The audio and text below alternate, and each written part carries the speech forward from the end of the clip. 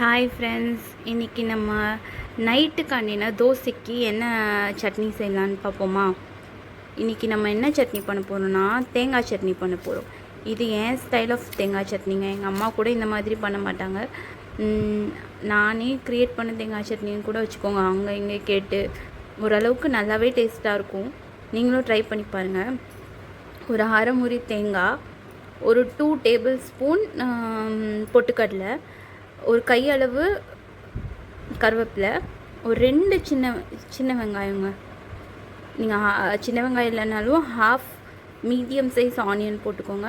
ஒரு 5-6 பல் பூண்டு, அது கூடவே பச்சை மிளகாங்க. எத்தனை பச்சை மிளகா ஆட் பண்ணியிருக்கேன்னா, என் காரத்துக்கு ஏற்றாப்புல கொஞ்சம் இந்த சட்னி காரமாக இருந்தால் டேஸ்ட்டாக இருக்கும். அதனால் நான் வந்து ஒரு 7-8 எடுத்திருக்கேன்னு நினைக்கிறேன். இவ்வளோ பச்சை மிளகாய் எடுத்திருக்கேங்க. இப்போ இதெல்லாம் நம்ம இந்த மிக்சியில் போட்டு அரைக்க போகிறோம். போட்டுக்கலாங்க.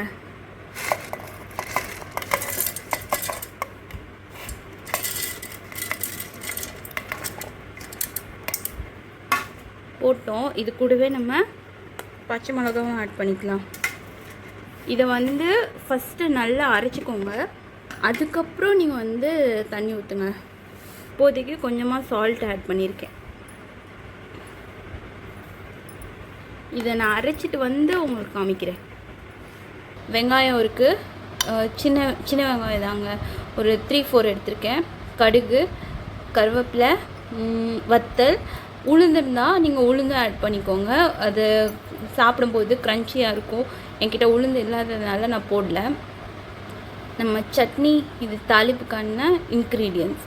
நான் போயிட்டு தாளிச்சிட்டு இதில் ஊற்றலாம். வாங்க போகலாம்.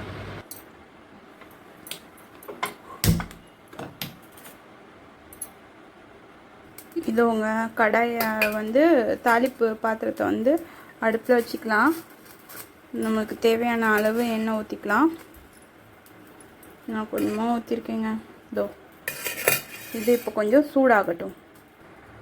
எண்ணெய் சூடாகிடுச்சு. கடுகு ஆட் பண்ணிக்கலாம். எனக்கு இந்த சவுண்ட் ரொம்ப பிடிக்குங்க. இது கூடவே நம்ம வந்து வெங்காயம், கருவேப்பிலை, வத்தல் 3 ஆட் பண்ணிக்கலாம்.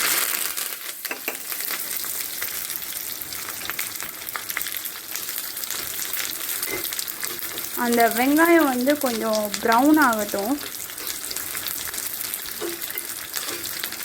அப்போ தான் வந்து அந்த ஒரு சாப்பிடும்போது நல்லாயிருக்கும்.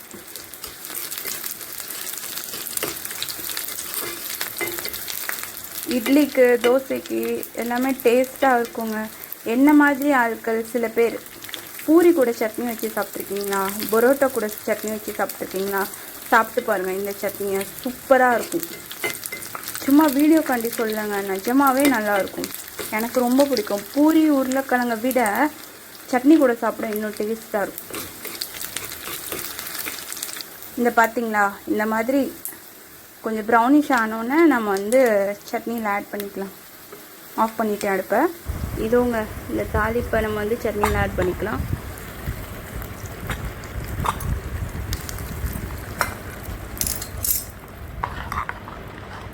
பார்த்தீங்களா, அந்த சட்னிக்கே ஒரு அழகு வந்துடுச்சு. கண்டிப்பாக ட்ரை பண்ணி பாருங்கள். ட்ரை பண்ணிவிட்டு என்னென்னு எனக்கு சொல்லுங்கள், கமெண்ட் பண்ணுங்கள். ப்ளீஸுங்க சப்ஸ்கிரைப் பண்ணுங்கள். என்னோடய வீடியோவை லைக் பண்ணுங்கள். பக்கத்தில் இருக்க பெல் பட்டனை கிளிக் பண்ணுங்கள். ஆல் அமுக்குங்க. அப்போ தாங்க என் வீடியோ உங்களுக்கு வரும். ட்ரை பண்ணுங்கள். கொஞ்சம் மோட்டிவேட் பண்ணுங்கள். இந்த சட்னியை கண்டிப்பாக ட்ரை பண்ணிவிட்டு கமெண்ட்டில் என்னன்னு சொல்கிறீங்க.